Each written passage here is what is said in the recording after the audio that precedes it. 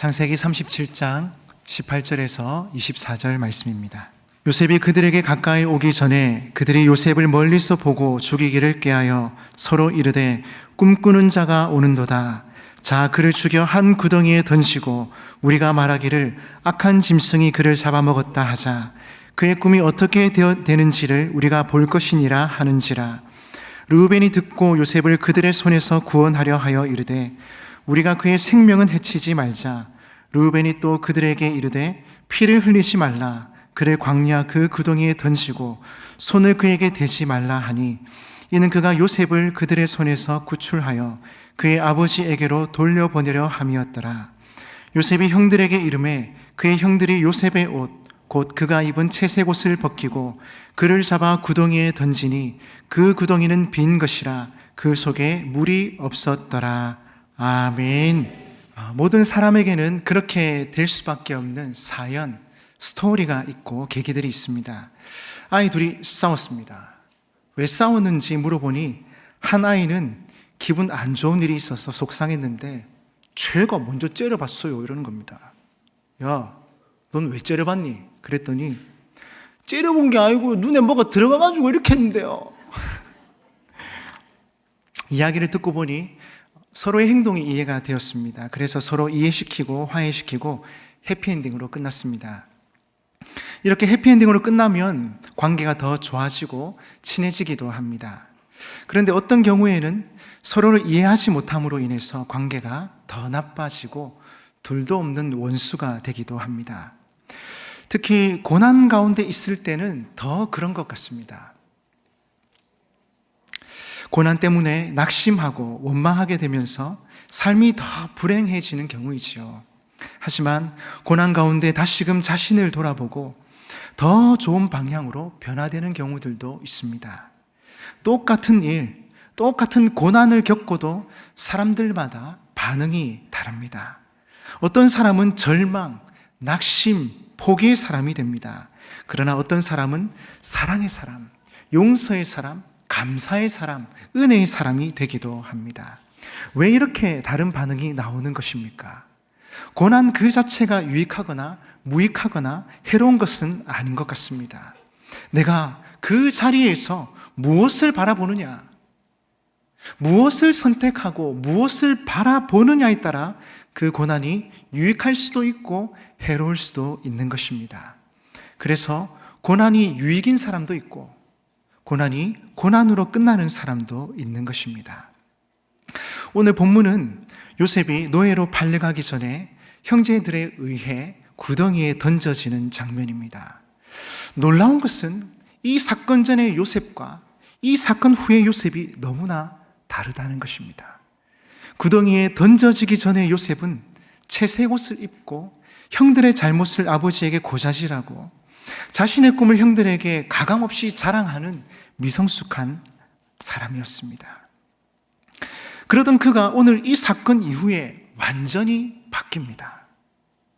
노예로 팔려가고 보디발의 집에서 중심으로 섬기는 종이 됩니다.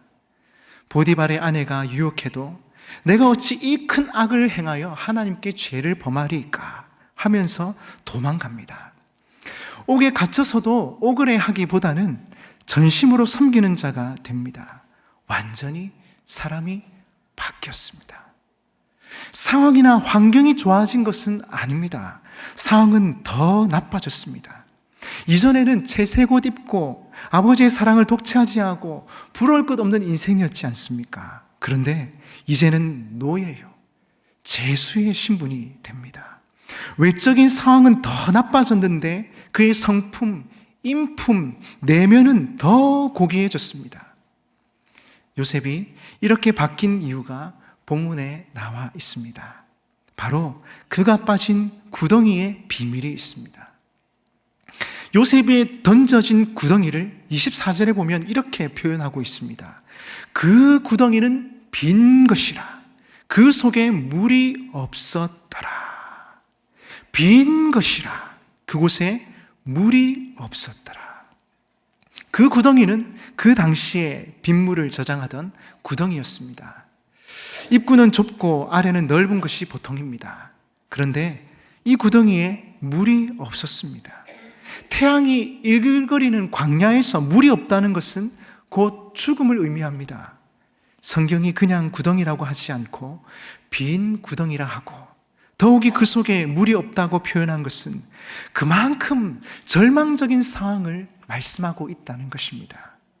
또 42장에 보시면 총리가 된 요셉 앞에 선 형제들이 괴로워하면서 이렇게 말합니다. 요셉이 우리에게 애걸할 때에 그 마음의 괴로움을 보고도 듣지 아니하였도다. 형들이 그랬습니다. 요셉이 살려달라고 형들을 불렀지만 형제들은 대답하지 않았습니다. 형님들 왜 이러십니까? 저 구해주세요. 형님들 왜 그러세요? 형님 저 좀 살려주세요. 제가 뭐 잘못한 거 있다면 용서해 주시고 저를 여기서 구해주세요.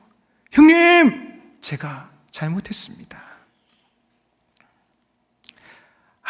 아무리 소리쳐도 쳐다보지도 않고 대답하지 않는 형제들, 메마른 광야에서 물도 없는 구덩이, 절망스러운 상황이죠.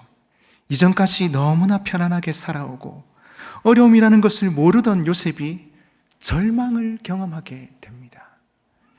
하늘을 향해 형들을 부르고 또 부르다 지친 요셉, 형들을 부르려고 빈 구덩이에서 하늘을 보았지만 이제 요셉은 절망의 구덩이에서 하나님을 바라보게 됩니다. 하늘의 하나님을 바라볼 수밖에 없었습니다. 물 없는 빈 구덩이에서 위를 쳐다보는 요셉을 상상해 보십시오. 이렇게 절망 중에 하나님을 바라본 요셉, 그는 자신의 미성숙을 보았고 자신의 연약함을 보았습니다. 그리고는 자신의 삶을 주님께 맡길 수밖에 없었습니다. 살든지 죽든지 이제 모든 것을 주님께 맡깁니다. 이제 주님과 함께 하겠습니다. 절망의 자리에서 하나님을 바라본 요셉, 요셉은 이 사건을 계기로 완전히 바뀌게 됩니다. 그래서 요셉에게 있어 이 구덩이는 저주가 아니라 오히려 주님을 바라보고 그의 내면의 삶이 바뀌게 되는 축복이었습니다. 빈 구덩이가 축복이었던 겁니다. 여러분, 우리가 약하다고 하지만 사실은 너무 강해서 문제입니다. 신앙 선배들의 간증을 들어보면 나도 그런 하나님을 경험해 보고 싶다 합니다. 왜 내 삶에는 그런 증거, 그런 역사가 없을까? 내가 연약해서 하나님이 역사하시지 않는 건 아닐까? 그런 생각을 하죠. 그러나 사실은 그 반대입니다. 내가 연약해서가 아니라 내가 강해서 하나님이 도와주실 수 없는 겁니다. 내 계획, 내 경험, 내 고집이 아직도 살아 있습니다. 그러니 하나님께서 일하시려고 해도 하실 수가 없는 것이죠. 우리는 약하다고 말하기는 하지만 사실 너무 강해서 문제입니다. 우리의 이 강함이 깨어져야 우리가 변하고 하나님이 역사하실 수 있는 것입니다. 깨어짐이라는 책의 저자 윌리엄 맥도날드가 이런 말을 했습니다. 대체로 무엇인가가 깨어지면 그 가치가 하락하거나 아예 사라집니다. 깨어진 접시, 깨어진 병, 깨어진 거울은 쓰레기에 불과합니다. 심지어 가구에 금이 가거나 옷이 약간만 손상되어도 그 값이 현저하게 떨어집니다. 그러나 영적인 영역에서는 그렇지 않습니다. 하나님은 깨어진 영혼들을 사용하십니다. 이때 아멘 해주셔야 되는데, 하나님은 깨어진 영혼들을 사용하십니다. 왜냐하면 깨어진 마음은 하나님의 손길을 거부하지 않기 때문입니다. 이런 깨어진 마음 속에 하나님은 역사하십니다. 깨어짐은 영혼의 풍요로움을 누리게 하는 핵심 요소입니다. 하나님의 능력은 우리가 약할 때 온전히 나타납니다. 그래서 그는 이렇게 기도했다고 합니다. 주여, 나를 깨뜨려 주소서. 여러분, 빈 구덩이는 내가 깨어지는 자리입니다. 요셉은 빈 구덩이, 물도 없는 빈 구덩이에서 완전히 깨어졌습니다. 우리도 빈 구덩이를 경험해야 합니다. 내가 주님 앞에 깨어지는 시간이 필요합니다. 그래야 내가 완전히 주님의 사람으로, 주님의 사명자로 변화되는 것이죠.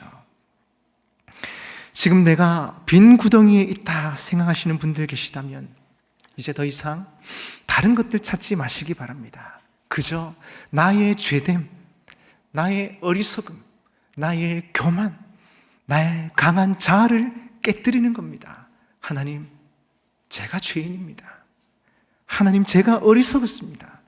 하나님, 제가 교만했습니다. 인정하면 됩니다. 그리고는 주님께 우리 인생을 맡기며 주님을 바라보는 것입니다. 설교를 준비하면서 저 스스로에게도 물어보았습니다. 나에게는 빈 구덩이가 어디인가 한번 생각해 보았습니다. 기도하다가 문득 모든 민족교회가 나의 빈 구덩이라는 생각이 들었습니다. 이 좋은 교회가 무슨 빈 구덩이인가 생각하시겠죠. 그런데 생각해보니 맞았습니다. 우리 교회에서 사역하면서 몰랐던 것을 알게 되었습니다. 이전에는 제가 꽤 괜찮은 사람인 줄 알았습니다. 그런데 전혀 괜찮은 사람이 아닌 것을 알았습니다. 그래도 좀 똑똑하고 지혜도 있는 줄 알았습니다. 그런데 저만큼 어리석은 사람도 없었습니다. 건강도 괜찮은 줄 알았습니다. 그런데 조금만 오래 앉아있거나 관리 안 하면 허리가 아프고 무릎도 아픕니다. 어르신들 죄송합니다. 아픈 걸 아프다 해야죠, 그죠? 죄송합니다. 젊은 것이.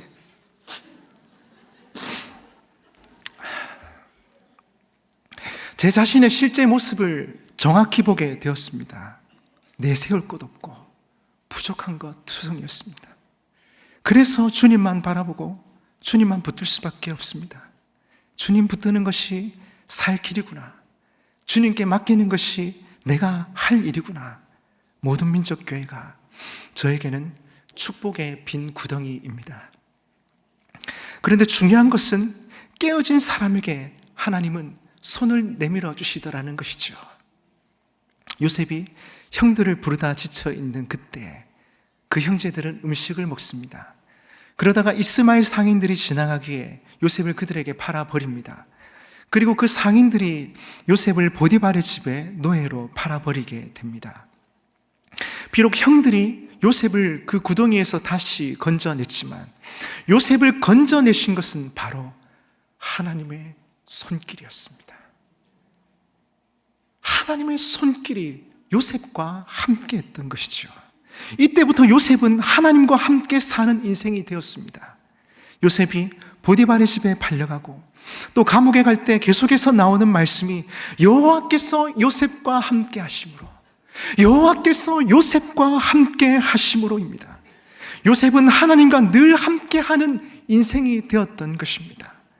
그런데 여러분, 우리가 기억해야 할 것은 요셉과 함께 하신 하나님께서 우리와도 함께 하신다는 사실입니다.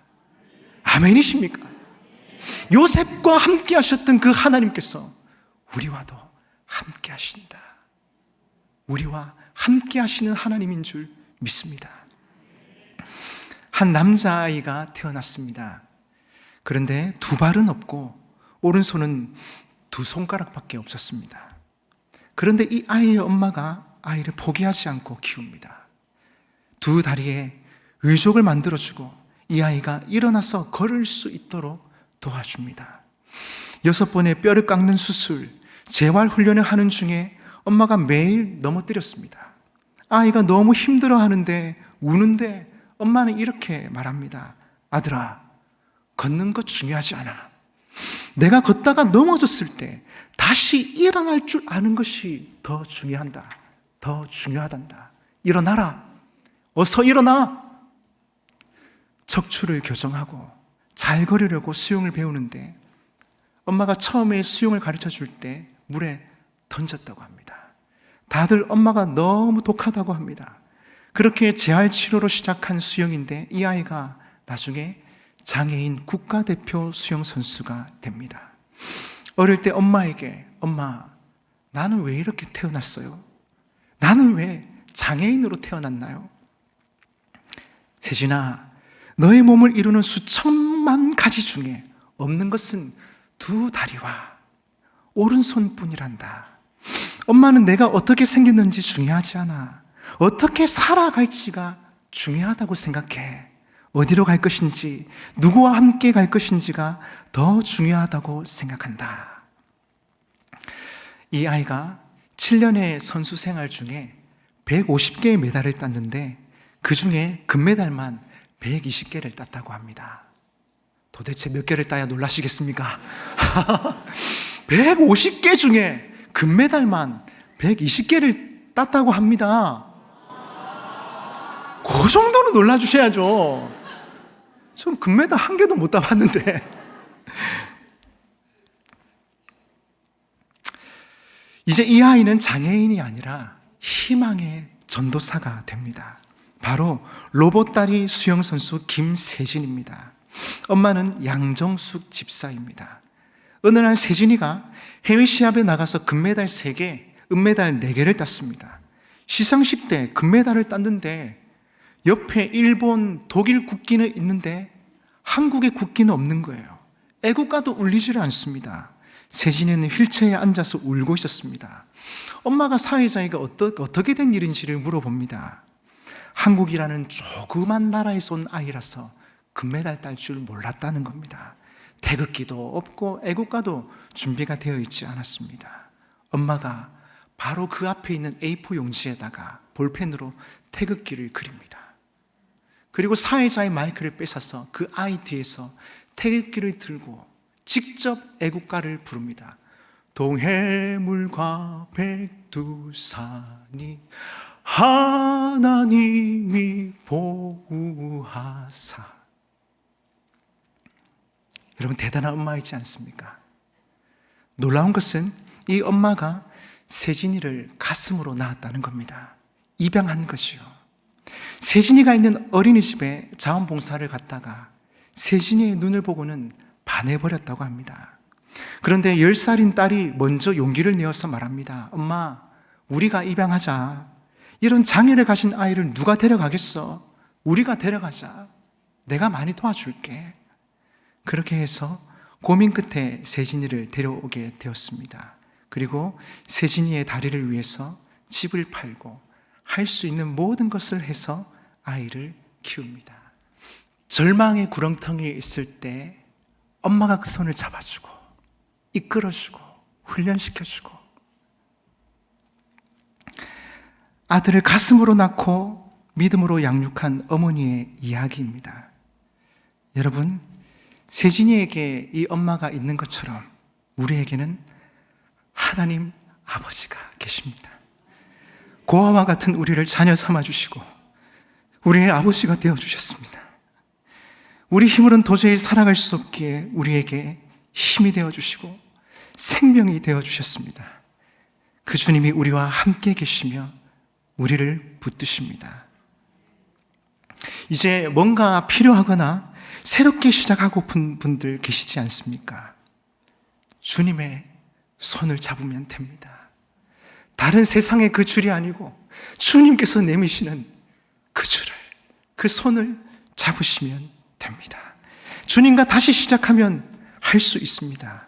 주님께서 우리에게 힘과 능력과 지혜를 주시기 때문입니다. 저는 여전히 실패하기도 하고 무너지기도 합니다. 그러나 이전과 다른 것은 실패하고 무너질 때 다시금 일어나서 하나님을 찾는 것입니다. 하나님의 말씀, 하나님의 인도하심을 구합니다. 그것만이 우리가 살 길이고 새롭게 시작하는 길입니다.